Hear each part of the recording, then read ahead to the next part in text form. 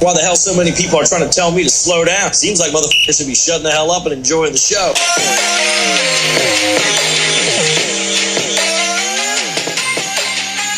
Hi everyone, my name is Lenora, and as always, welcome back to my channel. Today's video will be a story time about the time that I went on a trip to Atlanta with a total stranger in order to meet young Pharaoh and attend his listening party. I was invited to come, but the issue for me is that I didn't really want to go alone, and nobody around me really listens to or watch YP. So the only other person that I can think of was this really sweet lady that I met through work, who we had hit it off months ago, and I knew that we shared the same interest in YP. Now, the reason I titled it Stranger is because her and I really did not know a lot about each other, or at least not enough to be taking a trip together. Nonetheless, we are both Sagittarius, so I believe we had that fiery intuition that assured us both that we could trust each other and that we can go together, and I'm glad that we did. Now, I will have my phone out during this video because it's just going to help me keep up with all the details. For privacy and the purpose of this video, we're going to nickname her Girl Melanie. Yes, you can tell that I've been watching the game on Netflix. So now, let's get into the story. So the agreement was that Girl Melanie was going to get the rental car and I was going to book the room, which I did. So it's Sunday morning. The listening party was on a Sunday, the Sunday before Labor Day, and I got up early. I did my brows. My hair was already rolled the night before, you know, just so it just wouldn't take me so much time later on.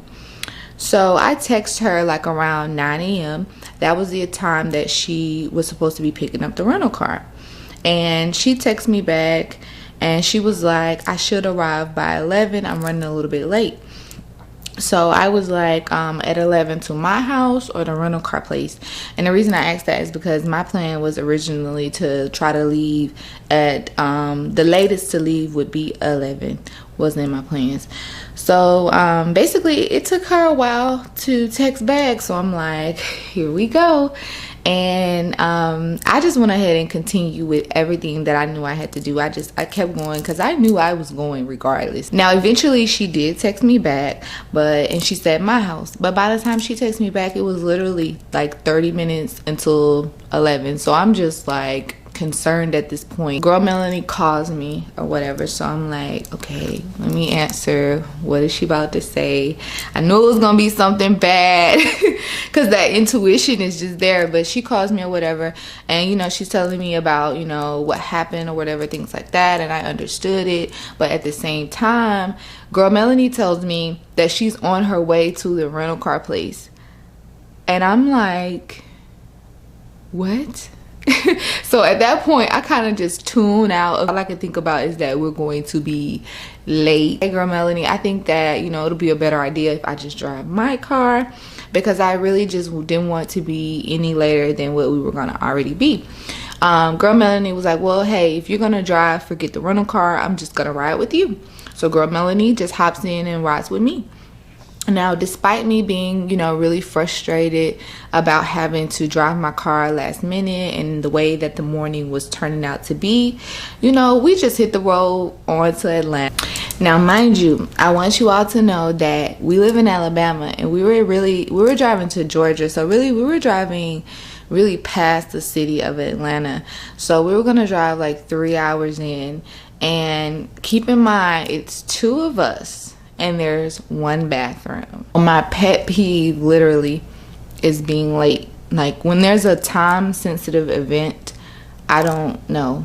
I'm not late anyway. I'm not a late person unless it's something that you're supposed to be late to, like a kid's party, a cookout or something like that. The main issue here was that I did not want to rush. We on the road, you know, we driving, and I'm like, you know, everything's cool. You know, now we on the road. We're almost there. We're driving. Only to find out that Girl Melanie does not have all of her hair products. So I'm like, what the hell?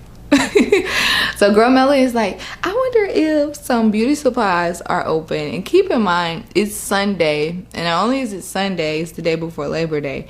We're already going to an area that I don't even know if a beauty supply store exists in Brazelton. And I can be a little bit anal, you guys, but the reason being is because I'm literally the kind of person that I literally had all of my stuff packed the day prior. So then at last we arrived to our hotel room, and we kind of, you know, we got there, walked around or whatever, saw what the room was like. I'll insert the footage somewhere on the side of me. But then we had to find like a local Dollar General because all their beauty supply stores were closed. So Siri literally takes us on the longest 5-minute drive ever, called Jack's, all for us to literally discover that this restaurant was right across the street. And her and I both walk in, and we open the door, and like, I think both of us, like, we literally both turned back around, walked out. I think we looked at the sign, walked back in, like, what? We literally, y'all, the place was called Jack's, and we thought it was the Jack's like in Alabama, but it was not the Jack's in Alabama. But they're literally using a similar sign to the one in Alabama. So it was so funny because it was like a whole bar full of white people. Not being racist, but I'm just saying it was. Time we actually got our food and got back to the hotel, it was legit 5 p.m. and we needed to be ready by 6 because the shuttle was going to pick us up at 6:30. Now y'all know I don't do anything within an hour, so I'm just completely discouraged at this point. I'm like, how are we going to do it? And not even just so much discouraged because of me, because I did have my brows and lashes done. That really takes me the longest, but also her, because she needed to do all of her face, you know, her hair and stuff like that. So I'm like, how are we going to do it? But we did it. We were multitasking, running around like chickens with our head cut off. Like, and for a moment in time, I paused and I was no longer mad. Like, it had been so long since I had a true girl moment. Y'all know that moment when you're running around, bra and panty, one earring on, you got the iron going, you're trying to do your makeup, help me button this up, you know, how does my hair look? Like, it was a beautiful disaster. Like, I don't really do a lot, I don't really go anywhere, but this was an event that I actually wanted to go to. So we just kept chanting to ourselves that they better not leave us. So we were like, you know, we shot them a message like, hey, we on the way, we 5 minutes away. So by the time we got there, y'all, we pull up, you know, we see people like standing outside. So we like, okay, we good. Ain't nobody gone yet. We get a notification that literally tells us that the shuttle is like just leaving and the shuttle will be there in 20 minutes. So we're like, what? Like, we just did literally all this rushing. Shuttle picks us up. We get in. The front side of the shuttle was like very civilized and quiet. We were in the front side, but I mean, we had no choice but to be in the front because we got in last. And then the back side of the shuttle was like lit. So like immediately after getting in, the girls in the back were like, let's turn on some music. You know, hey, they were party girls. So everybody's excited. And we arrived at like the Chateau Alon. So we waiting at the gate. And like, we literally just not getting in. So, you know, like people are starting to say, you know, how long are we gonna sit at this gate? And no.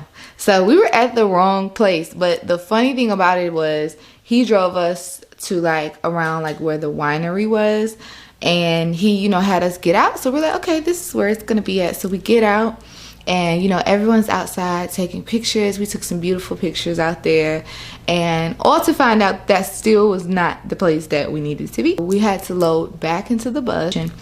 Now, the guy that was sitting next to me, YP, was reaching out to him and making sure that we were okay, like, the entire time. So, you know, we were always in good hands. The driver just didn't know where he was going. So at last we arrived to the mansion, and YP, Double R, everybody was out there, you know, pretty much waiting on us. And then they pretty much lead us to the back of the mansion where we were gonna go in at. So as we're walking, like we're walking through like a, little pathway situation. YP literally stood at the door and he made sure that he greeted everyone with either a hug or a handshake. We got in, they walked us to the studio area where music was playing. And when I tell y'all, ain't nobody waste no time pouring up the wine. Like, bottles were popped, wine was poured, smokes were lit, and pretty much we got the party started. So the shuttle left to go get everybody else. Eventually everybody started branching out of the studio and, like, going into different rooms.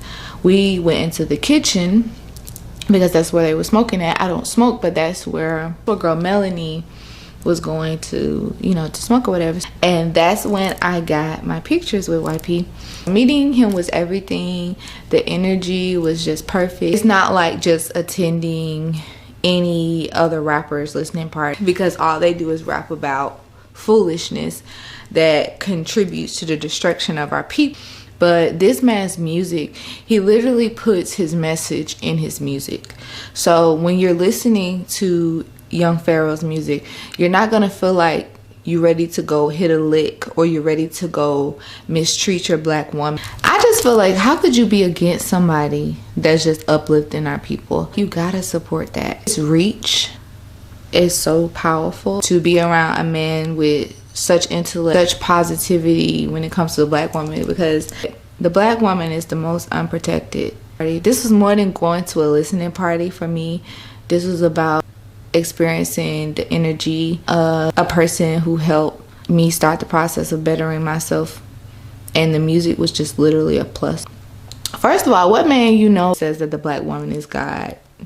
I'll wait, because all you hear from most of the men is that we're everything else. This was a spiritual thing for me. I really just wanted to express to Young Pharaoh that you've changed my life, whether you know it or not. I'm sure you changed the lives of many. Keep your message going no matter what. So it was time for the listening party to begin. So everybody was pretty much directed to the studio again, where we got to listen to their music firsthand and live, and get us like a little performance going. Like, it was like all good vibes, all positive vibes. Like, and y'all know I don't club for real, but this was perfect because I do like house parties and stuff. So it was like a perfect house party club atmosphere. It was safe, it was all love. I put some videos in. The music was dope. The music's gonna be fire. And I can't wait to hear, like, I know one song I remember. I can't wait to hear. I can't wait for the music to come out. The music's gonna be fire, y'all. I'm telling y'all. So we're listening to it and we're just vibing out. We're all just having fun. It was a mood. So literally, because it was so perfect, nobody wanted to leave. So they literally had to put people out, but not like that, but of course in the nicest way possible. So, I was fortunate enough to be able to leave on the last shuttle. So, me and girl Melanie, we kind of was just sitting around, vibing, talking, socializing, things like that. Got something to eat. We went back to the hotel and we pretty much crashed. I wake up the next morning and, I'm just looking at the pictures and stuff. And, everything's all good. I don't know what it was, y'all, but I felt my nose. And I did not feel my nose ring. This was my very first time waking up without my nose ring. So I literally started losing it. And girl Melody was like, oh my God. And I'm like, girl Melody, did I have it at the restaurant or did I have it at the party? I'm like, I know I had it at the party. So I literally started retracing my steps. Literally started stripping the bed. I begun to actually pick the sheets back up and put them back on the bed, like just throwing them back on the bed so I can look around it. I found the nose ring like right on the side of the bed on the floor, and I just grabbed it and I went and I hurried up and I grabbed a wipe, I sanitized it or whatever, and I immediately start trying to put it back in. Like, I'm running into the bathroom and I have an L shape, so girls, feel my pain. I have the L-shaped nose ring, so I'm literally in there like, I'm like, oh, you know, trying to push it down in there. Yes, my nose was sore for about 24 hours. After nose ring gate was done, we started, you know, cleaning up or whatever, because we thought checkout was 11. So started cleaning up, preparing, you know, getting dressed to go get us some brunch. Cirques. So I chose that place because I kind of wanted outdoor eating, and then it had daiquiri in it. So I'm just kind of like, outdoor eating, daiquiri, that's good enough. We got there, and outside scenery at first glance was like, okay, this seems all right. There was a line, so we're like, okay, this must be like the place to be, because there's a line already. You know, we're glad we got to get our outside seating that we wanted, and we're looking through the menu. You know, we order our food, we order our drink, and basically, when I tell y'all, after she gave us our drinks, she pretty much ghosted us. It's been over an hour and a half. So then they finally bring me out my food, and still not girl Melanie's food. So we're like, what the hell? So I start eating, and by the time I start eating and I get full, then girl Melanie's food comes out. We spoke with the manager. He was super nice. He apologized for what was going on. He said that a lot of people had called out of work due to it being Labor Day. Say that he had been comping food all day. So of course he gave us a discount, took an appetizer off, things like that. Now I didn't find out until over the weekend, and correct me if I'm wrong, that this place is supposed to be Black owned. I didn't know that. I'll definitely give them a second chance. All right, you guys, so that pretty much concludes the story time. Like, after we left Cirque, we just went ahead and decided to head back to Alabama so that we can both spend time with our families and enjoy the rest of the Labor Day weekend. If you enjoyed this video, do not forget to give it a thumbs up. If you met me at the listening party, drop down in the comments, let me know who you are. Don't forget to subscribe for more videos. I really enjoy myself. I want to thank YP Young Pharaoh for inviting me to such an amazing, such a positive event. I will see you all in the next video. Bye.